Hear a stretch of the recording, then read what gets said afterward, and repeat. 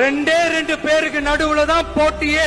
ஒன்னு டிவிகே, இன்னொன்னு டிஎம்கே. மாண்புமிகு திரு மோடிஜி அவர்களே, இப்படி உங்க பேரை சொல்லியே மக்களை ஏமாத்துறதும், உங்க பேரை சொல்லியே மக்களை பயமுறுத்துறதும் ஏன் ஜி? தமிழ்நாடு தமிழர்கள்னாலே அலர்ஜி. அதை வரவேற்கிறேன். ஏன்னா திமுகவோட மோதி அழிக்கணும், அதை வீழ்த்தணும்னு நினைக்கிற என் தம்பியுடைய அந்த நிலைப்பாடுகள், அதை நான் வரவேற்கிறேன். தேர்தலிலே நிற்காத ஒருவரை தூக்கி கொண்டாடுகிறார்கள். அடுத்து அவர்தான் முதலமைச்சர் என்கிறார்கள்.